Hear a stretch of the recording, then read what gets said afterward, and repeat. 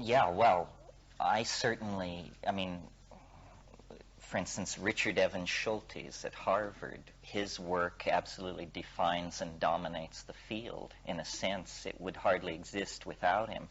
Over 50 years of research and continuous publication and shaping graduate students to carry out research projects that he conceived, he, you could say, almost single-handedly built the ethnobotanical database on psychoactivity. He spent years in the Amazon himself. He then ran the Harvard Herbaria and all that. So he is an enormous influence on anyone. He's the Newton and the Abraham of the field. Now he's very elderly and retired, but his influence is major. Now, and well, another person is Gordon Wasson, who now his legacy has to be assessed differently maybe than it was 10 years ago. What Gordon Wasson was, above all else, was an enthusiast. And he was never a man short of theories. But now it appears that some of his theories were somewhat specious, or perhaps he didn't have all the information that we now have. I think he was wrong to be such an enthusiast for Amanita muscaria as the source of soma, as the basis of an Indo-European hallucinogen. It's puzzling to go back and deconstruct it and see why he thought that. But nevertheless, his belief that psychedelics were at the roots of religion, his belief that you couldn't understand culture unless you looked at the hallucinogens they were using or not using. What do you think that sound is, and what it would take to stop it? But we've been in here, we've been doing this for 30 years, and it's never happened. So it did. I guess that's what... Anyway, we just seem to be hitting a lot of speed bumps this morning. Frankly, I don't give a shit, but I'm trying to make it pleasant for you. So Wasson and Schultes were, and then further back in time, and I think it's obvious from what I've said, Aldous Huxley. And Aldous Huxley is a very interesting case study, because Huxley wrote one of the most savagely anti-drug books ever written, perhaps the most intelligent anti-drug book ever written, which is Brave New World, which pictures a world of genetic engineering, and all social problems are solved with a drug called soma, and all anxiety, soma, all relationship difficulties, soma, all existential doubts, soma. And he also, written in 1937, pictures a society based on cloning that is way in advance of anything we have now, and completely realistic to this day. I mean, you should read Brave New World if you haven't read it. So he starts out there, a British academic intellectual, with a horror of drugs, mind control, all of this, and then by a process of rational self-education, he becomes, by the time he writes The Doors of Perception and Heaven and Hell, the most eloquent exponent of the psychedelic experience that in some ways it's ever had. And a very intelligent, educated, sensitive person. I mean, I'm certainly not Aldous Huxley, but that's who I would aspire to be. I mean, that's my model. Urbane, educated, avuncular humor, very gentle, and in all things a great humanist. So those three people really, for me, shaped the field. People ask about my relationship to Tim Leary. I knew Tim as an icon when I was a kid, but I followed all that. We followed, but we doubted, is I guess what it was, because the humanness of those leaders was all too obvious. Then in later life, when I got to know Tim as a friend, he was just a great guy, but his enthusiasms were social and political and visionary, and so were our mine largely. But these other people did the scientific drudge work, the chemistry, the botany, so forth and so on.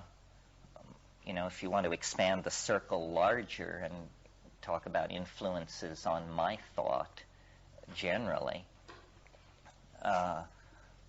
Whitehead,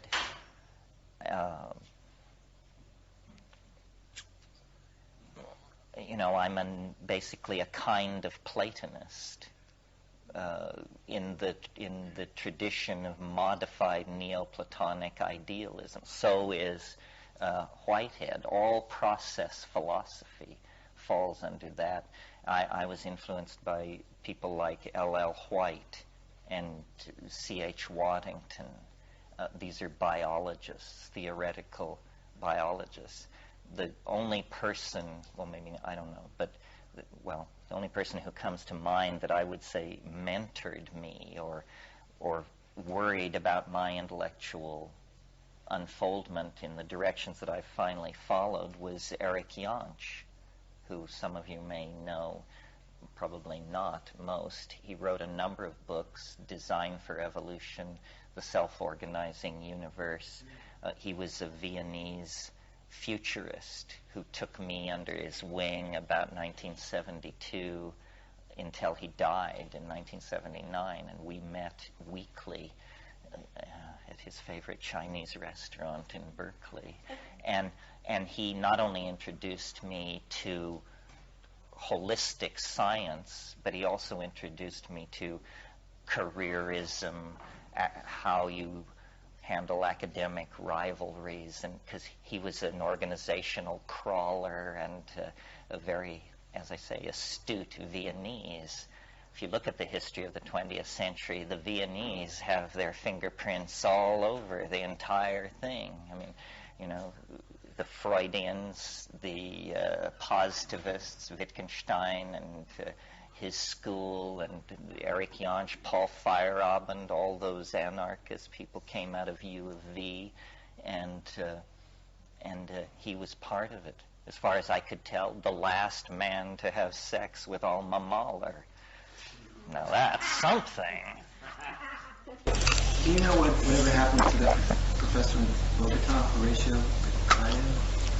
Horacio Calle. Yeah, actually I do. Why do you ask? Well, from the original rap, I went down to see him in Amazon, did you know? No, it wasn't quite like that. No, when we got to San Jose del Encanto at the mouth of the Caraparaná, we were told that there was an anthropologist with the Witoto, and that he would possibly know, this was information from the priest there, that he would possibly know about this drug that we were looking for. Well, then when we found him, he was in his own little private Idaho, as I describe in True Hallucinations, because he basically had taken over this tribe. I mean, it was a Mr. Kurtz deal. They were his Indians, his river, his jungle, and he was way into coke. And his wife, who was also an anthropologist, was an English girl, Annalisa, and she was very concerned, and he basically tried to discourage us from going on to La Chorrera, told us about a murder that had occurred there, told us we would never get these people to cooperate because we didn't speak Witoto, and I think he was feeding these people strange information about us. One day he came, the second morning when we were there, he came to us and he said, and here we were, a Jewish girl, 2 Irishmen, a Polak, and something else, and he came to us and said, I'm studying the social structure of these people, and I don't want them contaminated by the outside world. So would you please tell them that you're brothers and sisters? And it was like, I hope they don't ask. But I don't know where I was in the world, but somewhere in the last year I met some ghost from my past. And I said, whatever happened to Horacio Calle? And they said he got real disillusioned with Indians. And he came back to Bogota. His Marxism hardened. He was accused of some philandering with a female student at the University de los Andes, and he was lost his job there, and then he went to organize the poor in the ghettos of southern Calle, and he was caught up in the cocaine politics somehow and died. So that's the story. I was at a party in London a few months ago, and I met this guy, Martin Hildebrand, who's a big-time Colombian anthropologist and conservationist, and it was a rainforest fundraising thing. And he told me that now at La Chorrera, there's a coordinating office for this ecological agency that has UN funding. So apparently they bring airplanes in and out of there, and it's thriving, whatever that may mean, in the Colombian Amazon these days. It's strange that I've never been back since I've been near there. In 79 or in 80, I went to the Rio Ampiacu Yaguasiasu Basin, which is just 200 or 300 miles south of there, and spent 6 weeks. But if you're interested in ayahuasca and the history of the southern Putumayo and all of this, I don't think you can read a better nor more challenging book than Michael Tausig's book, Shamanism, Colonialism, and the Wild Man. It will astonish you what that book covers and the tones it sounds. Anyway, I'm just sort of rambling here. Anybody? Yeah. We went through Time Wave Zero last night, and now that we all have a clear understanding and clear mathematical equation, can you talk a little bit about your thoughts on how the speeding up of novelty and the overwhelming... You mean how that will look? As we head towards Time Wave Zero, how it's going to affect the society and culture? Well, yeah. First thing to introduce a concept that we haven't dealt with relative to the time wave is each one of those cycles that I mentioned of the different durations in some way is like a lower octave of the higher cycles, or a resonance, so that in some very broad and general sense, the same themes are iterated on different scales. So it can be a tool for understanding like things as ephemeral as fashion and fads and hysterias and art movements and things like that. In other words, suddenly in a certain time period, let's say somewhere in the 20th century, let's say the 1930s, suddenly in the 1930s, clawed bathtubs become the big thing. Well, ordinarily you don't seek a mathematical explanation for this, but in my world what you do is you look at where you are in time, then you go one level up and you see if it's an era where clawed bathtubs made an appearance. So by that kind of thinking, that 67-year cycle, which stretches from the resonance of the Big Bang, that is the atom blast over Hiroshima, to December 21st, 2012, that 67-year cycle is an iteration of the previous 4,306-year cycle and larger cycles above it. But for the moment, let's just talk about how it's a resonance of this 4,306-year cycle. In that case, then, you can ask the question, well, then, where are we in that cycle? The answer is we're almost, I think it will happen within the next month, we're almost to 1000 AD. So what that means to me is that between roughly now and 2012, we must traverse through a temporal landscape that contains in miniature, as it were, all the themes, forces, affects, and concerns that have been traversed since 1000 AD. Do you follow this? So, for instance, we won't even reach Newtonian physics till 2008.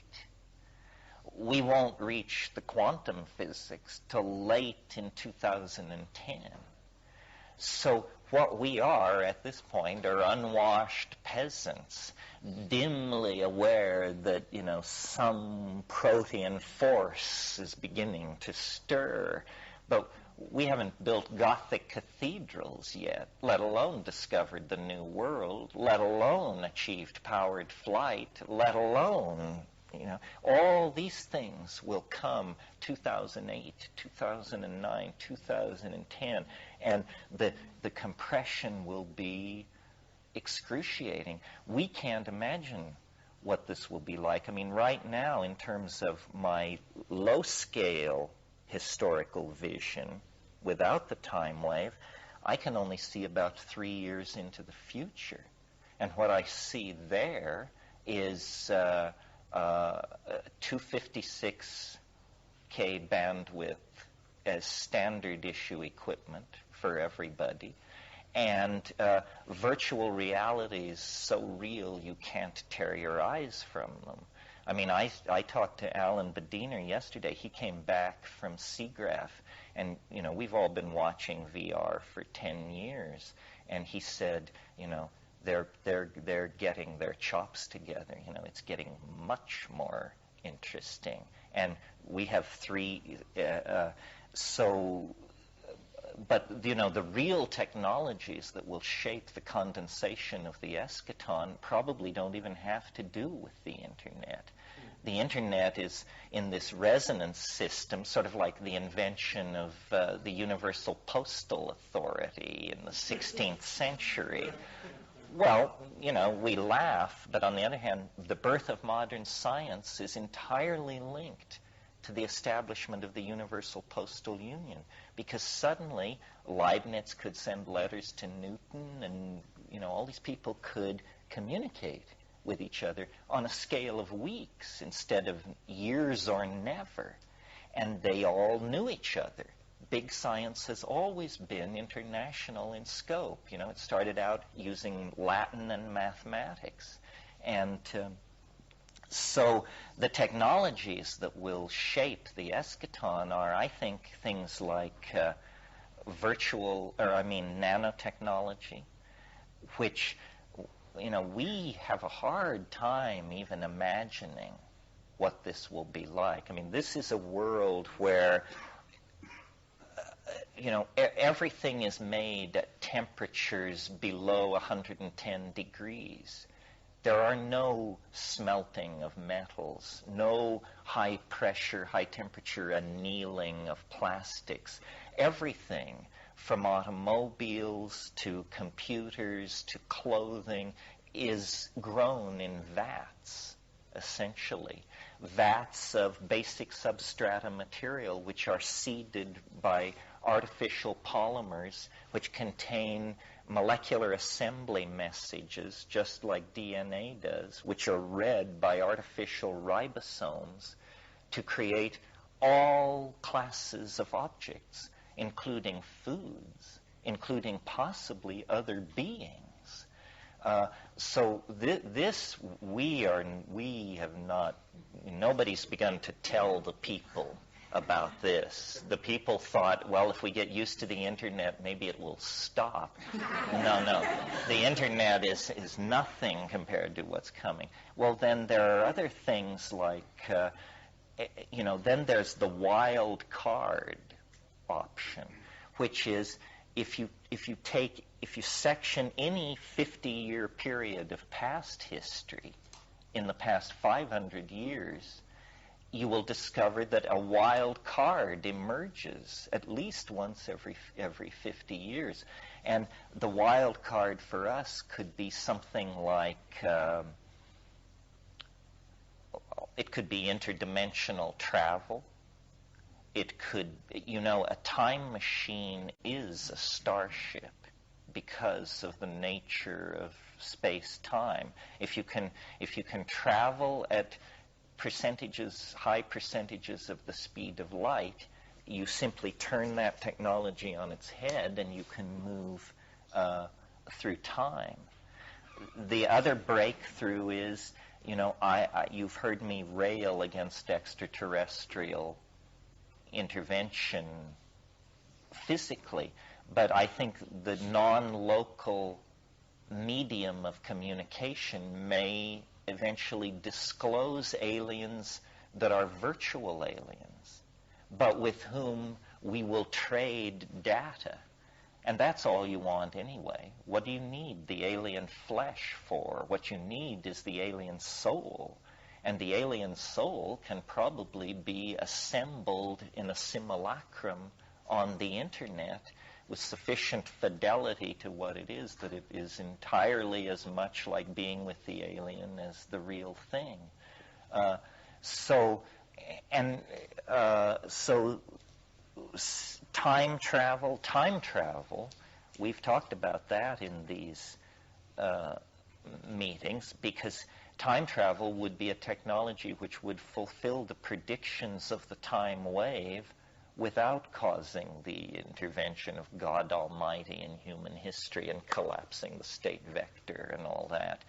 In other words, if linear history can be portrayed as a graph of increasing novelty, then what happens when you invent time travel is time ceases to be a serial phenomenon, and you can therefore no longer portray it on a Cartesian graph. It spreads out in all dimensions, in all directions. So, well, what would a time travel technology look like? We can't imagine that. I mean, we don't have the intellectual equipment. This is the part where you discover we're in the 10th century. We're unwashed peasants drinking bad beer and wearing scratchy wool. We can no more conceive of time travel than a peasant in 10th century France could conceive of modern Manhattan. It's just beyond us. And the collapse of social systems like Marxism have just unleashed completely chaotic creativity. Everyone is trying to figure out the next new thing, the next great thing, which can then be changed into the universal medium of money. And well, we could just go on and on. I think basically the key concept as we approach the eschaton, and this guides us as we look into the past as well, is boundary dissolution. It's been happening for a very long time. Let's not go back more than 500 years. 500 years ago, half A of the planet discovered half B. There was a boundary dissolution. Then, sailing vessels, steamships, telegraphy, air flight, radio, television. What's happening is boundaries are being dissolved. Information is beginning, the planet is shrinking to a point, is what's happening experientially. How does this relate to what you refer to as the exteriorization of the soul and the interiorization of the body? Well, when the planet becomes a point, in a sense, we all are everywhere. That is the exteriorization of the soul. So one way that information theorists, there's a lot of argument about what is novelty, by the way, and how do you measure it. It turns out to be a slippery concept. One, Norbert Wiener and that crowd, their approach was what they called density of connectivity. Here you have a bunch of points. The more points that are connected to each other, the greater number of pathways among points, hence the greater the density of complexity. Well, if you carry that idea to its what I call rational or absurd conclusion, then the most complex matrix imaginable is what's called a monadic plenum. It's a situation where, in mathematical terms, we say all points are cotangent. In other words, everywhere is here. What is not here is nowhere. And that seems to be where all this technology and novelty is pushing us. And if that's where we're going, then it will not stop until we achieve it. And what does it mean? I think it means we're inventing omnipotence. We, who began as the mud of a warm pond 1 billion years ago, actually dream of deity. And Plato was on to this game 2,500 years ago. He said, if God does not exist, man will invent him. In the Post-Humanist Manifesto, there's an interesting statement to ponder. It says, a human being is like a god. It doesn't exist unless we believe in it. So essentially, we're tooling up to become a species mind. And then, the questions everybody wants answered is, what happens to little old me in all of this? Again, the Dilbert cartoon last week with Dogbert preaching the internet about to achieve omnipotence, and Dilbert saying, in that case, I'll definitely change the kind of files I've been downloading. If the internet is God, I'll be much more behaved. This is all happening under the banner of what I call prosthesis. It used to be a fairly ugly medical word. It's still sort of an ugly medical word. But what it means is the extension of the human body by artificial means. What we're doing is we're building a nervous system. We're building a nervous system the size of this planet. And we're doing it fast. And the internet, nobody's making these decisions. It's just that it's so convenient for this corporation, this person, this demographer, this pornographer, this startup company. It works for us all. We all get something back from it. So we all put our shoulder to the wheel, and it comes into to being. But its internal logic, the rationale of the thing, is not glimpsed at all. And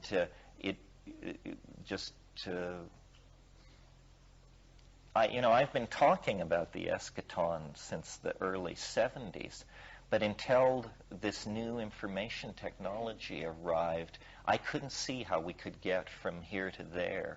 And everyone told me, your rap, it's interesting, you got something going for it, but your time scale is just a complete turnoff.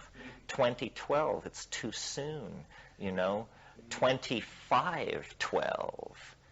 But those people, that kind of thinking always loses. In 1947, Vannevar Bush, who was President Truman's science advisor, told a Senate committee that it would be 1,000 years before a thermonuclear device could be delivered to the other side of the planet by a rocket propulsion system. In 1947, the president's science advisor, not knowing that the entire next decade would be defined by intercontinental ballistic missiles able to precisely do that thing. So what the experts think is absolutely worthless. I need to give that book back, the Delta T book. Who do I need to give it back to? To you. I'll bring it to lunch. But I looked through it and I just thought, I'd love to huddle with those guys. And there are other books like that. Like there's a book called When Corporations Rule the World. These people are just so incredibly lame. I understand why, because they need to give advice that you pay for.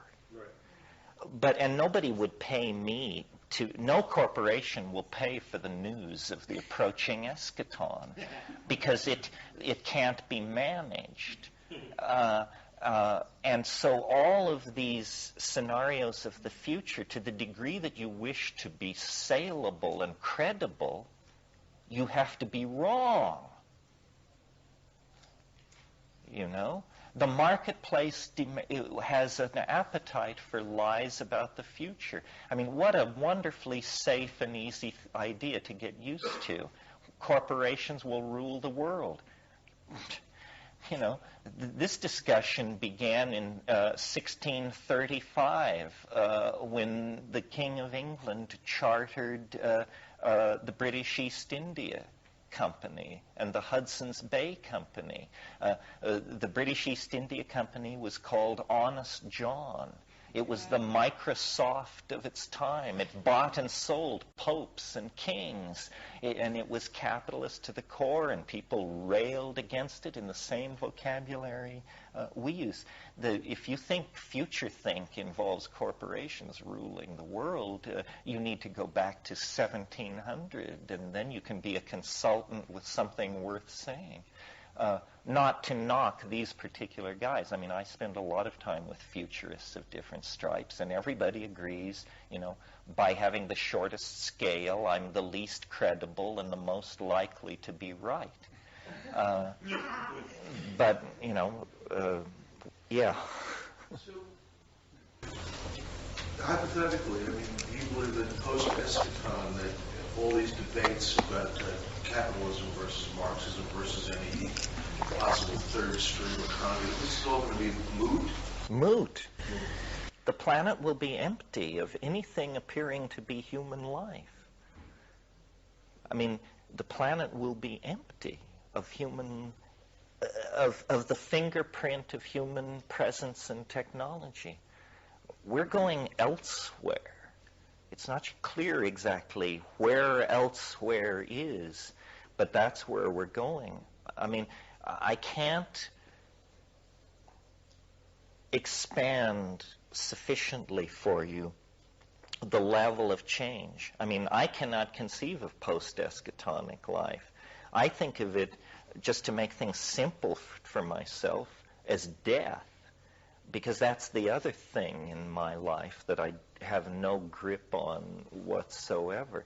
But no, we are being propelled by forces we don't understand. Just human life?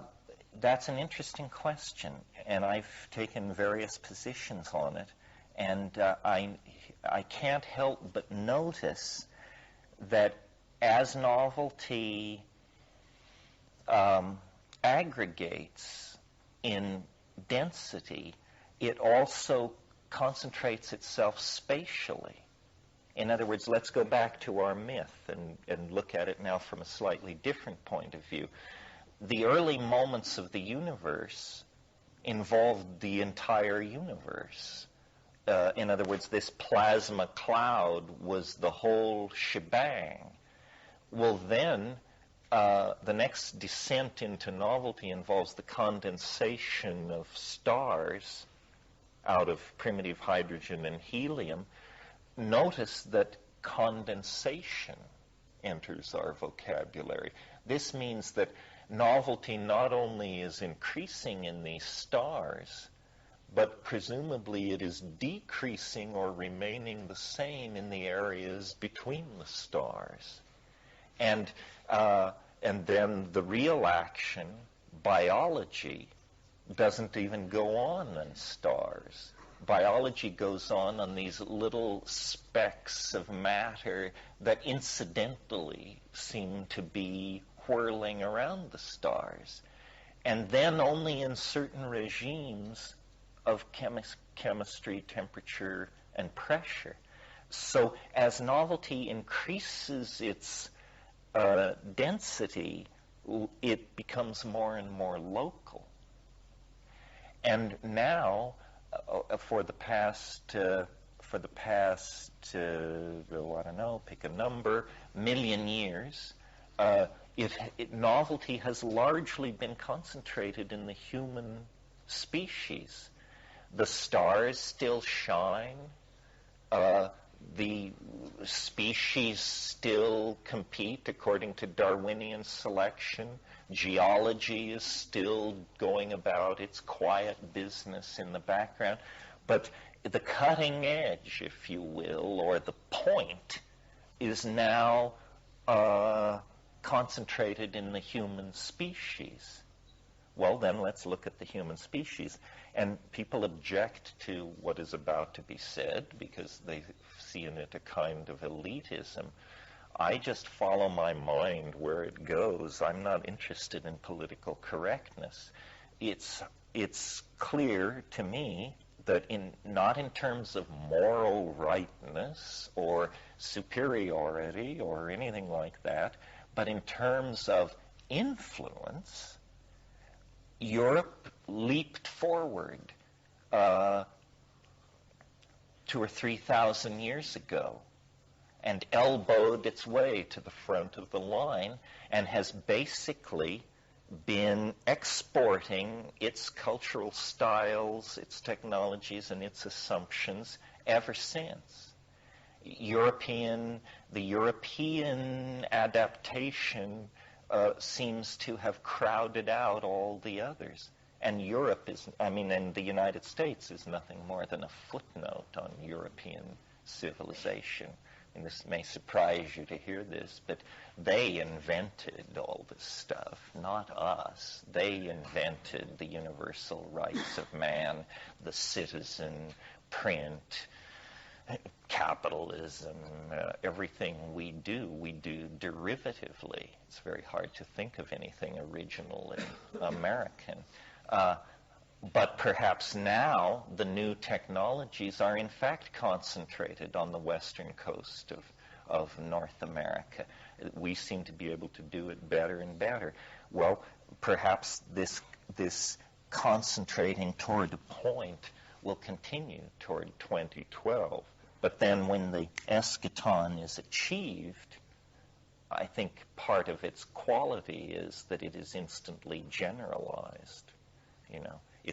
It is sort of like an explosion or sort of like a chain reaction. This is why, Hans Moravec in his book Mind Children, The Future of Human and Artificial Intelligence, he talks there about the rise of the AI, Wintermute again. And he says, we will probably never know what hit us.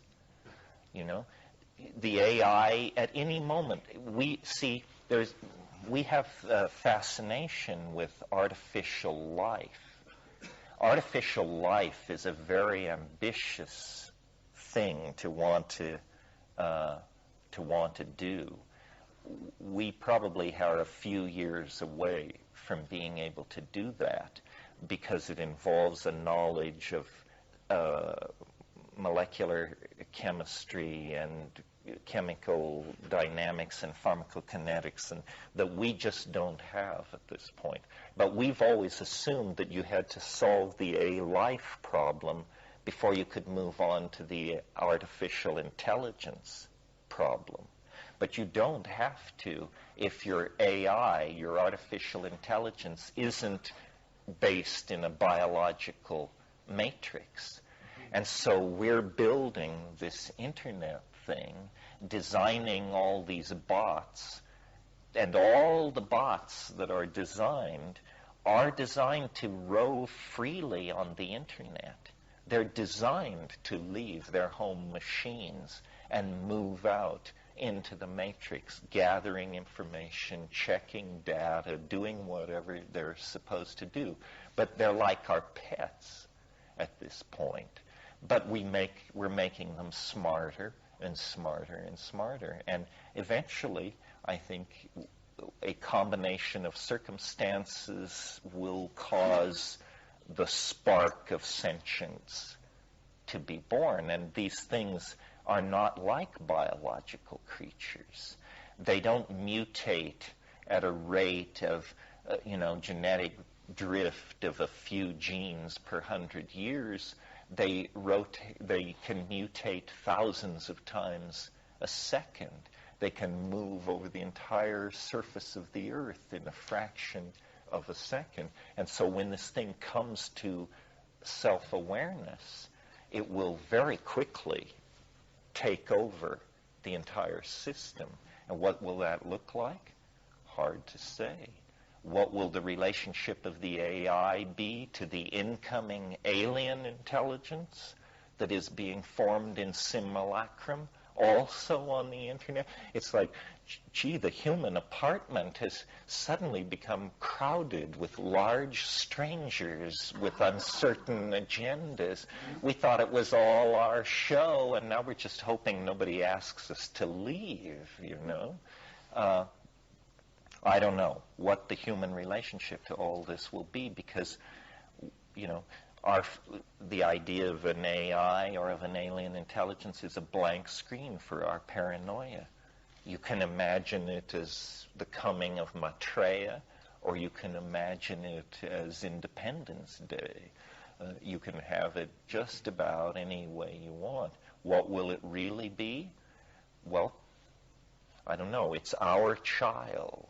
It's all emerging from us. I think we're going to get the answer to the question, is man good?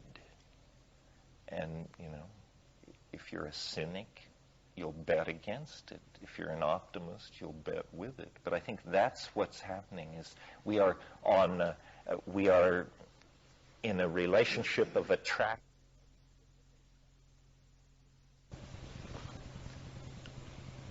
Do you see it as feasibility where artificial intelligence can somehow be grafted within the human living person? I'm much more inclined towards stupidity than thoughtlessness. And it seemed to me that the only hope for humanity is to become smarter. Yes, well, this is an interesting part of all this. When I was in Cambridge, Mass. a few months ago, a guy came to one of my workshops. Very interesting. I would like to spend more time with this guy. His name is Alexander Cheslenko, Sasha Cheslenko, and he's young. He has a website. He's at the Media Center at MIT.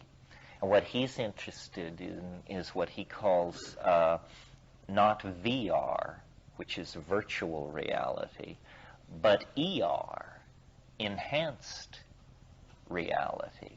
And he says what's coming is a world of intelligent lenses and filters. So let's say that your interests are monarch butterflies, thin blonde women, and Swiss bicycles. You can program a set of contact lenses so that those objects will appear outlined in red whenever they enter into your sensorium. It's a trivial example, but you immediately see the implications. In other words, we are all going to be able to cosmetify, tune, colorize, and export our own aesthetics out onto the surface of reality. Yeah. With last name is Chislenko, Chislenko, and if that, I'm sure the search will kick that out. If it doesn't, I'll send you the yeah.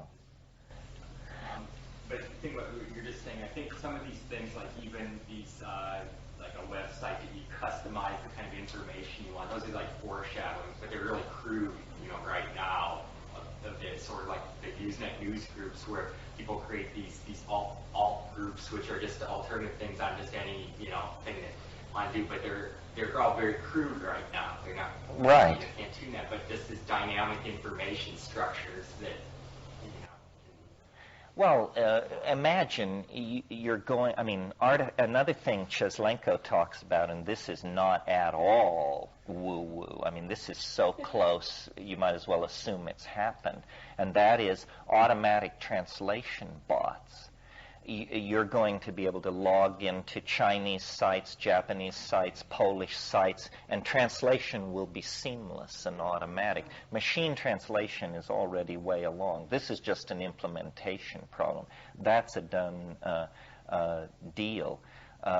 You couldn't imagine a world where when you're going to the Amazon, you buy a special pair of contact lenses, and then when you squint in a certain way, all plants are labeled, or all plants containing tryptamine show up as bright orange. The federal ethnobotanical database in Washington is connected to your contact lenses, and every plant that you gaze upon is instantly checked for DMT, and if found positive, colored orange in your line of sight. Or a visit to Palenque, for example, where you can put on contact lenses and then with a handheld control move a chronological dial and watch the ruins rise and fall through the various dynastic phases. Virtual reality in archaeology is big time right now. I mean, I've seen some amazing, this thing called virtual Tikal, and they're doing Bonampak. It will be online by the end of the year. The murals, all the murals at Bonampak are being filmed in high-resolution stuff.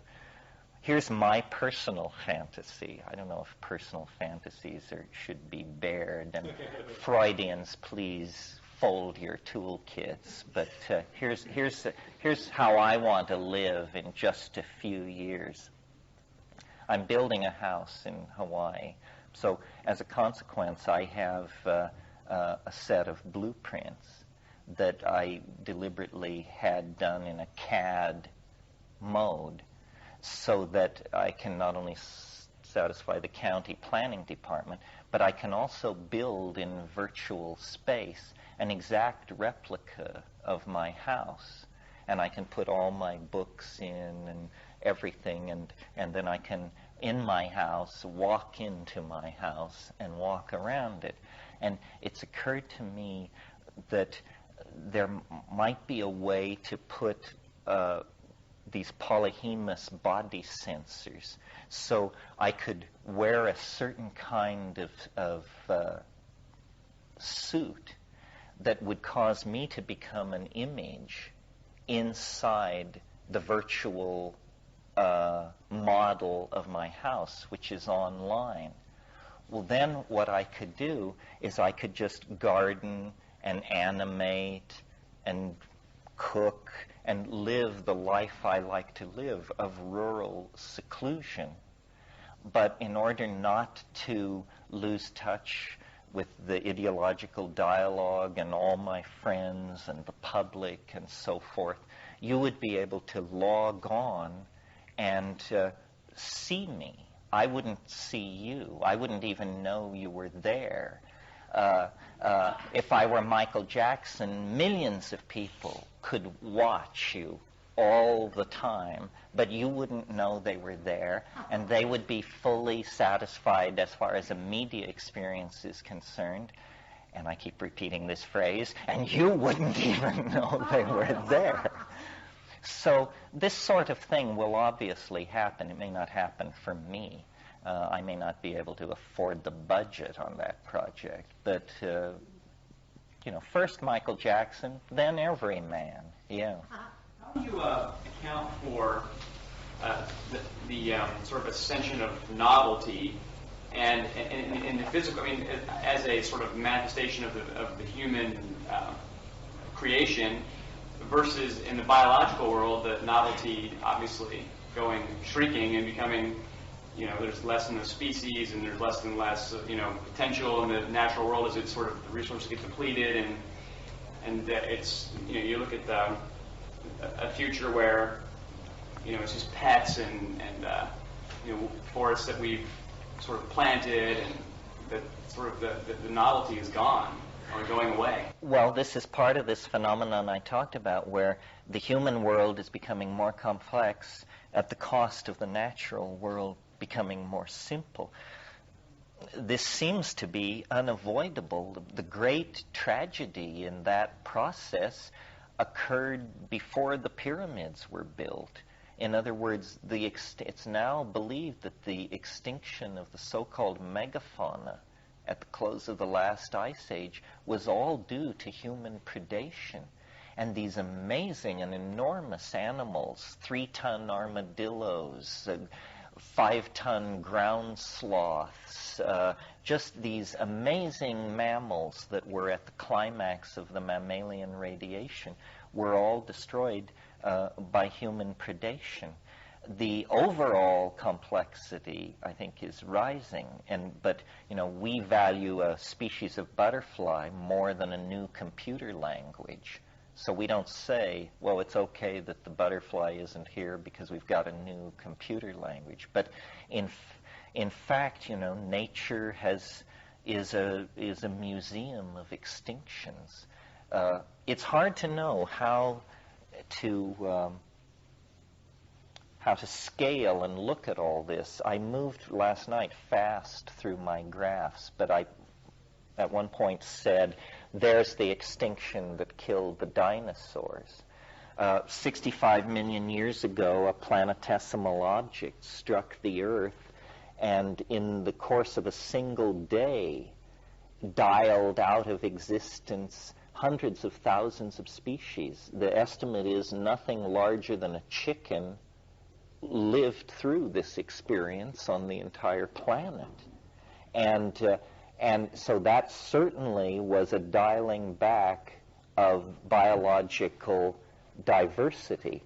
Was it novel or habitual? Well, now we must judge that it was an extremely novel event because neither the flowering plants nor the mammals would have gained ascendancy in the natural world had there not been this enormous extinction event which wiped out many of the dinosaurs and many of the more primitive plants.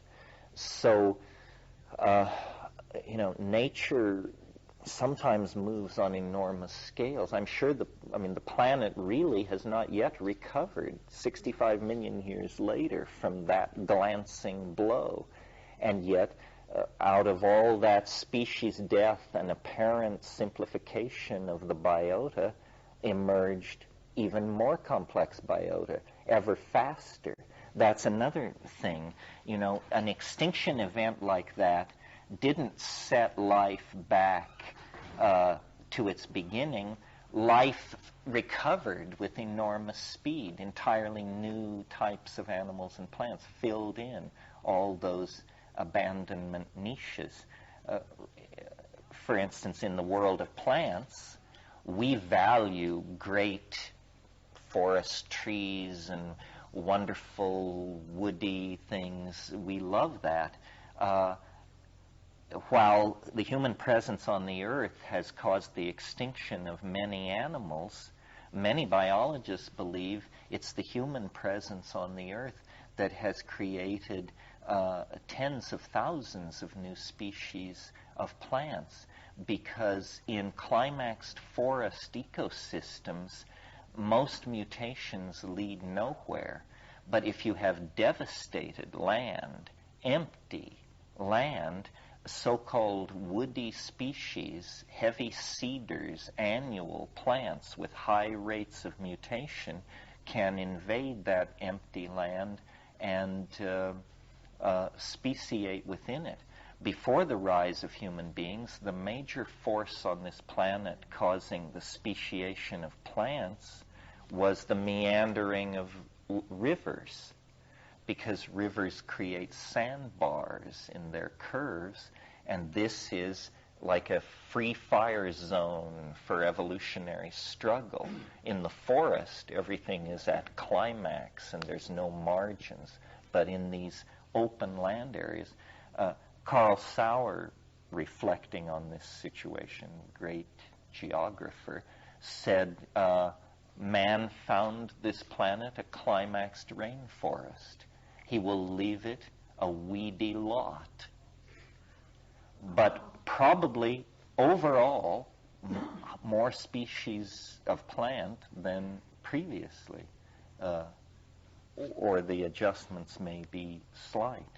So, I don't know. It's hard to get a scale on these things, yeah. I was wondering if you ever put the timeline to Stephen Hawking or Carl Sagan or people like that. Not to Stephen Hawking. Carl Sagan visited me once in Hawaii, but he was more concerned to figure out whether I really was talking to extraterrestrials on mushrooms. To his credit, he was willing to come and have a discussion about that. No. But, you know, if you want, I mean, this may sound like wild stuff to you, but you should hear what the physicists are saying. The people, well, I'm thinking of Alan Guth at MIT. He's the universe in a bottle guy. This is a guy who wants to build universes. And he has a plan for how to do it and writes papers about closing space-time loops. And then what would we do with these universes if we built them, you know? I mean, you have them on the shelf at MIT. And then the question is, are we in such a universe? There's a guy named Sandor Lenz at Stanford. He's the time is a fractal froth man. And time as a fractal froth begins to sound sort of like the time wave. The time wave is also a recursive fractal. I've never thirsted for acceptance by the academy. It probably would mean I would have to go somewhere and leave my home or something. And also, you know, I have the certitude of megalomania. So you don't need Carl Sagan to tell you you're right when you have megalomania. You just confidently sit back and wait for it all to blow your way. And, you know, it's worked for me over and over in my life. I mean, I was into psychedelics in the not taking them. I was a little kid, but reading about them, excited about them, this incredibly obscure thing that Aldous... And then I watched my entire civilization go mad over my obsession. And this has happened, the internet. You know, it's like I dreamed it up. It's exactly what I wanted.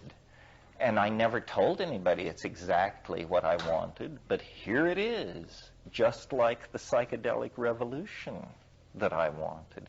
So I think, and let me say about these theories and what was said last night about novelty, I'm quite certain that if I'm right about any of this, about time's fractal structure, about the eschaton, about 2012, that it will be figured out long before we get there. In other words, I track very closely the dialogue that goes on in science and philosophy and all that, and they're all moving the right direction, reluctantly, slowly, unconsciously. Take a subject like time machines. 10 years ago, that an article discussing time machines in any sober fashion would have been refused by any major scientific journal. That just was, no, you don't understand the basic rules of the game. Please go back to Physics 1A again. Now, Physical Review, Scientific American, the Journal of Theoretical Physics, all have carried long, detailed discussions of time travel with critiques, approaches, mathematical equations. People are making their careers on this stuff. Kip Thorne down at Caltech has a bevy of graduate students, and all they do is work on schemes for time travel. So I have a small smile about all this. I don't claim to be a shaman, but I've at times said a shaman is someone who has seen the end. That's all a shaman is. It's somebody who's seen the end. And once you've seen the end, then you just go back to your position in the story and just live it out with grace and humor, because you've seen the end. And all the worry and Strom and Drang that goes on about life is just sort of, for you, art. And things become easy and light. You've referred to the psychedelic experience being similar to experiencing what it's like after death. The after-death body, so it's not such a shock to you when it happens. How does that relate to what we're talking about? What we've been talking about? Well, this is a deep and heavy subject. We don't know what death is.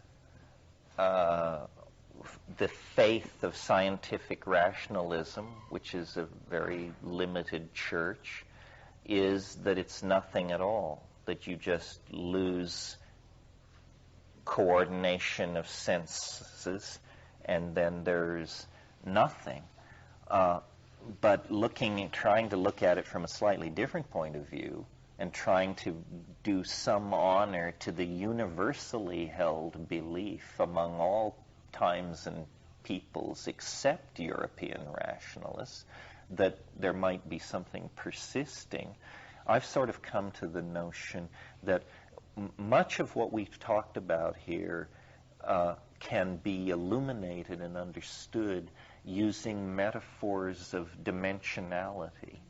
The difference between a living thing and a thing, like a chair, a pencil, a can of beans, is that the non-living thing has no very great variability in the temporal dimension. In other words, if you deal with a chair and come back and look at it 6 months or a year later, even 100 years later, it's still the chair that it was. But if you deal with an organism, it's changing hourly, by the second, by the minute. Well, then, in a way, we could almost say what biological objects are is they are objects with a extended in the temporal dimension in some way. In other words, let's think of ourselves. A person is a form of some sort. This flesh is not the same flesh of 5 years ago, but this form is the same form of 5 years ago. An organism is a form which persists in time while the matter which composes it is only incidental to its persistence. Unlike an ordinary object, which if this glass were to be leaking molecules of glass, eventually it would just disappear. So then it appears that chemistry can somehow become abducted, you could almost say. An organism is chemistry abducted into hyperspace. And then these cycles of energy happen. Well, then what happens at death with an organism is all death is an organism changes into a thing. A corpse is a thing. If you embalm it and mummify it, it has the same qualities as that chair I was talking about. So death is when a higher dimensional object changes into a lower dimensional object. And the change is accompanied by the retraction of the form into the dimension from which it came. So it seems to me that what we are is a kind of morphogenetic field that at death ceases to interact with matter, but there is no reason to suppose that the field disappears or ceases to exist. As an example, or as a metaphor, imagine you have a magnet and a piece of typing paper and some iron filings, and you want to demonstrate that there's a magnetic field around the magnet. Well, you bring it up underneath the paper, and the iron filings all arrange themselves along the lines of the field. Well, you can do that over and over again. Take the thing away, they all fall down and disorganize. Bring the magnet up, they snap into the visible signature of the magnetic field. We'll do that 1,000 times. Convince yourself it works. Now throw away the iron filings. Now do you have any doubt that the field still exists and is around the magnet?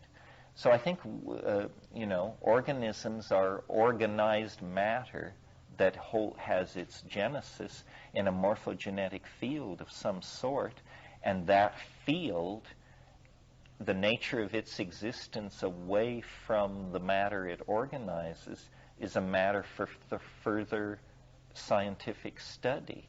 You could almost make and don't take this too seriously, but you could almost make a quantum mechanical analogy here and say human beings exist in two states, just as entities in the quantum mechanical realm exist in two states.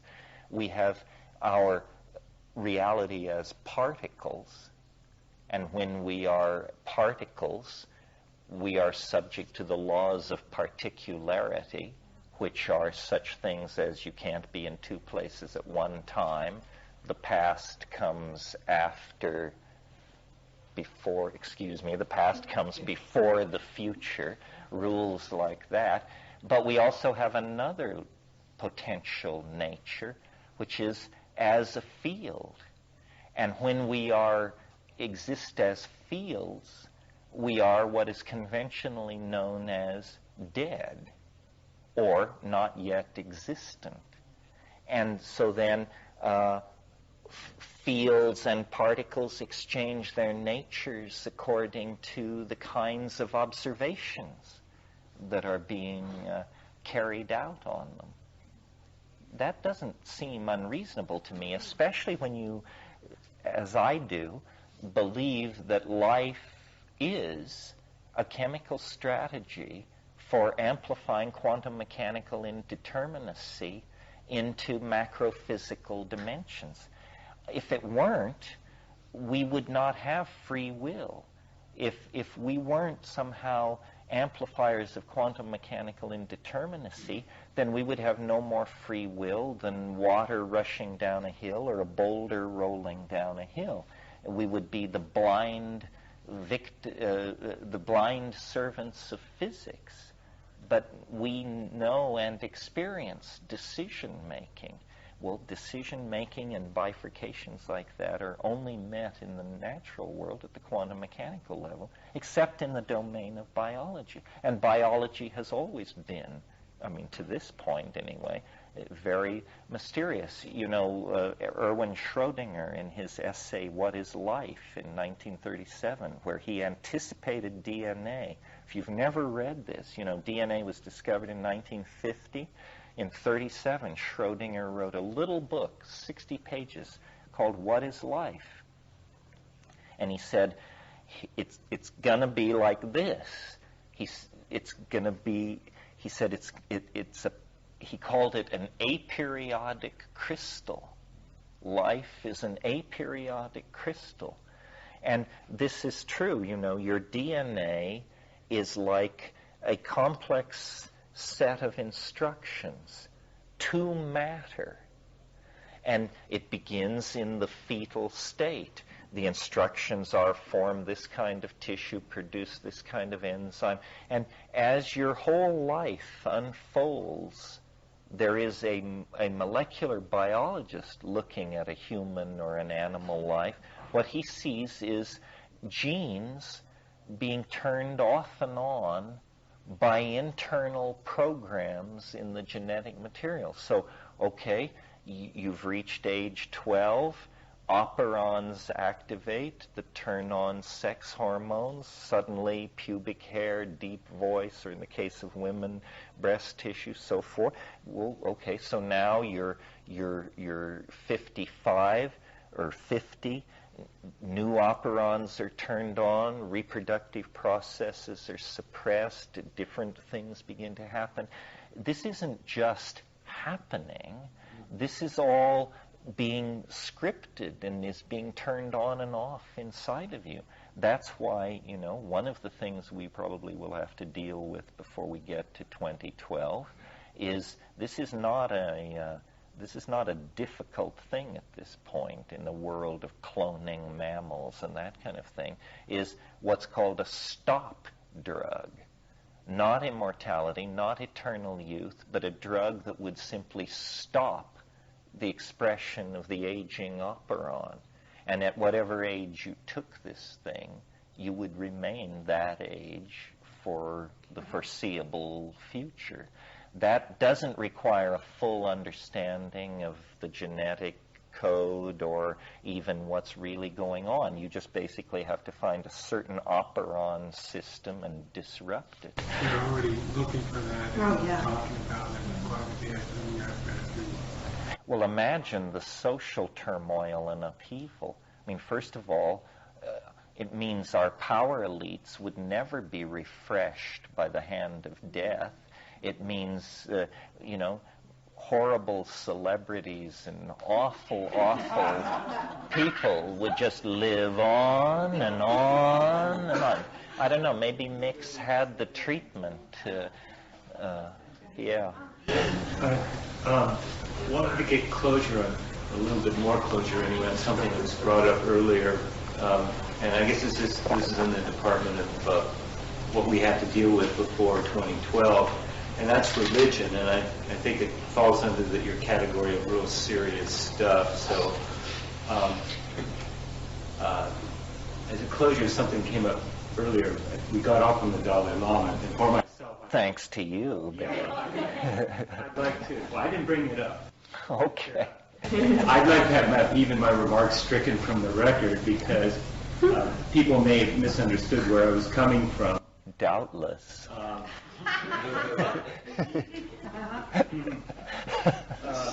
that I couldn't defend it against all detractors, but certainly not. It wasn't just what I was trying to get at. Wasn't it's more of your rap on religion and its misuses. The object of my response was bigger than the Dalai Lama. It's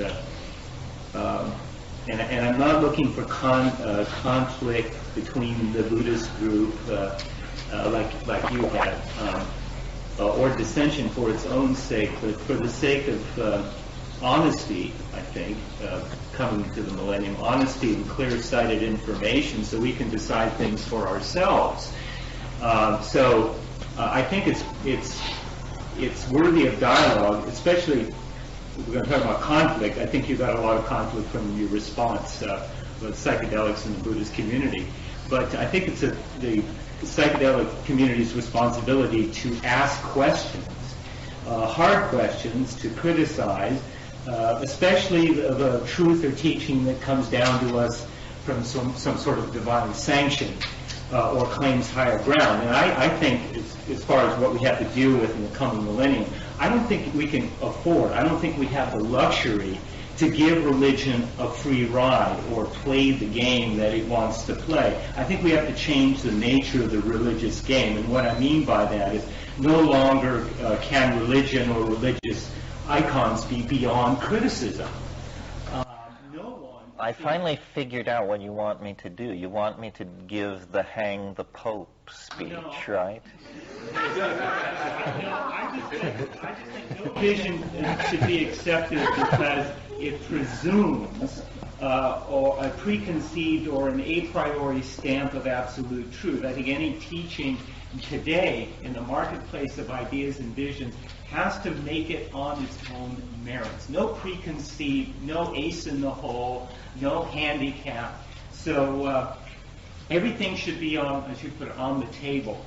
And what I was trying to get at with the remarks about the Dalai Lama in Tibet, I think that, talk about changing the nature of the game. What they do, the religious people, whether it's East or West, they kind of have this dichotomy between the spiritual world, which is what we should concentrate on, and, as you put it, the secular world. You talk about secular in a secular way. Tibet has no better history than any other country.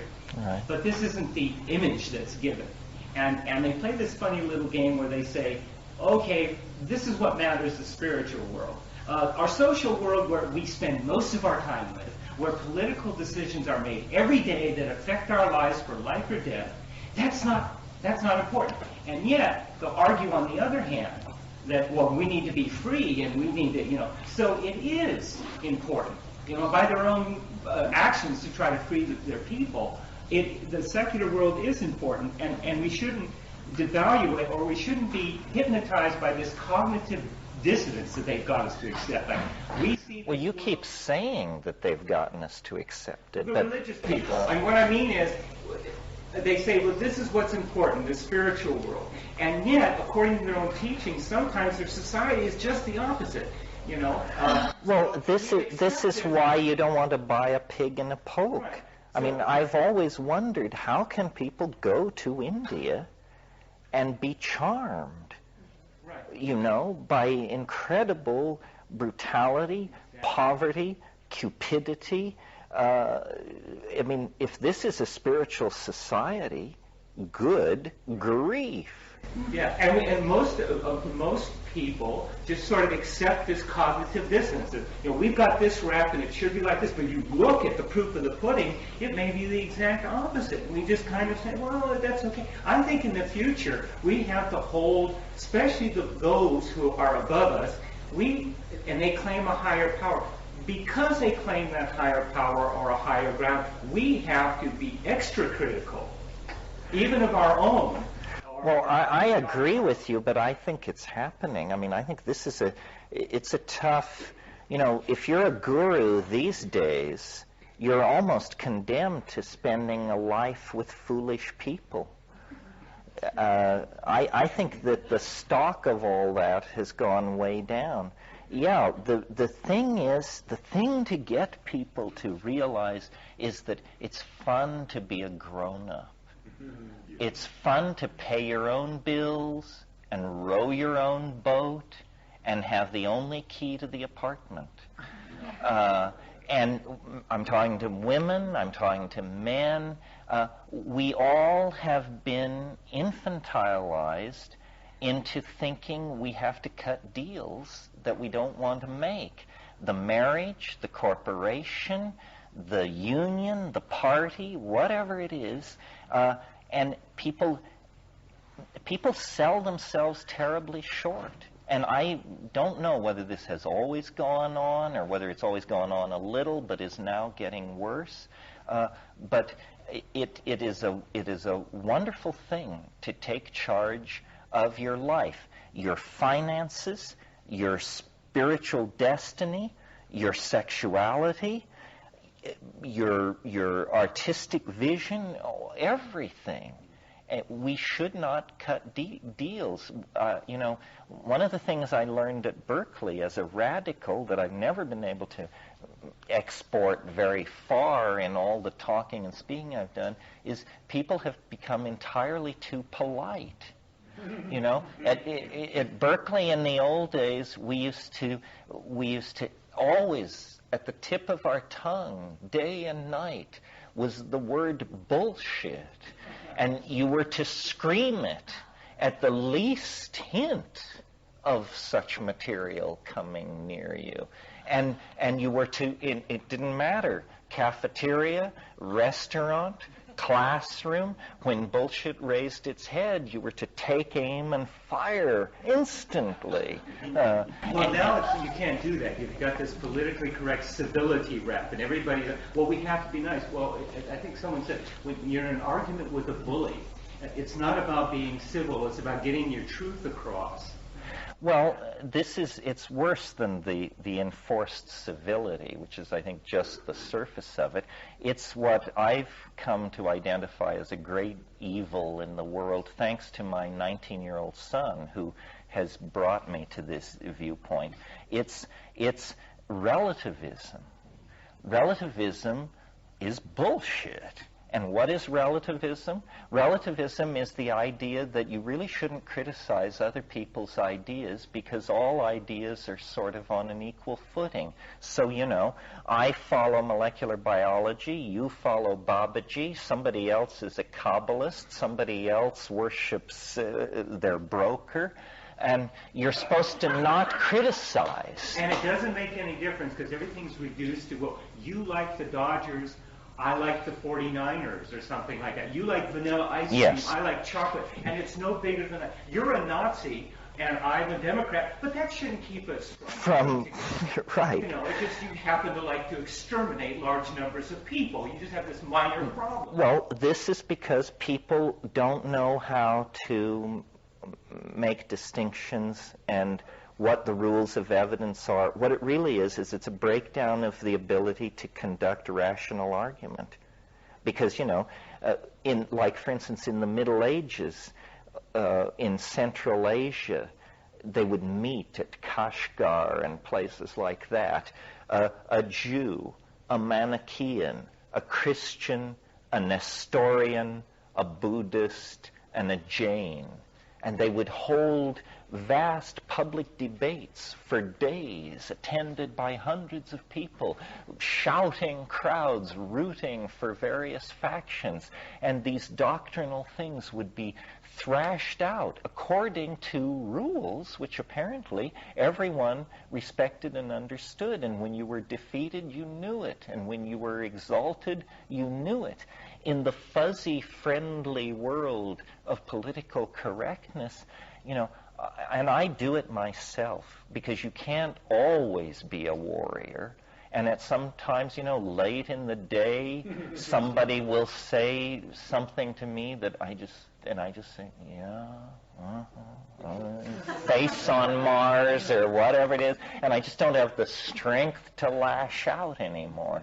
But I think that you're very right, Barry. Part of the antidote to informational overwhelmment, to social islanding, to trivialization is rational discourse, conducted if necessary at high volume. People are so concerned that nobody feel hurt or rejected or, in intellectual discourse, you don't want people to feel hurt. You want them to feel destroyed if their position merits that. We're all grown-ups. We don't have to coddle each other, for crying out loud. Send the inner child down to the baths and sharpen your rhetorical knives and logical razors and do that kid a favor. Make sense out of your life and reality. There's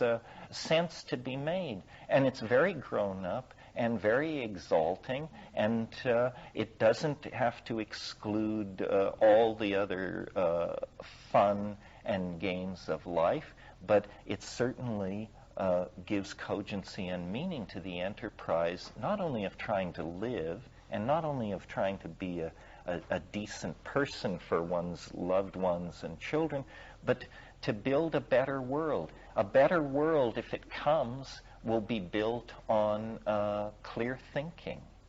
It will be built on honesty. It will be built on direct, clear communication. I mean, these are the things that constitute visionary common sense. And it's because the world is topsy-turvy that I considered, a drug-crazy pariah and have to then become the apostle of order, dignity, adult behavior, responsibility, and the obligation to make sense. Anyway, that's the end of our weekend. Thank you very much.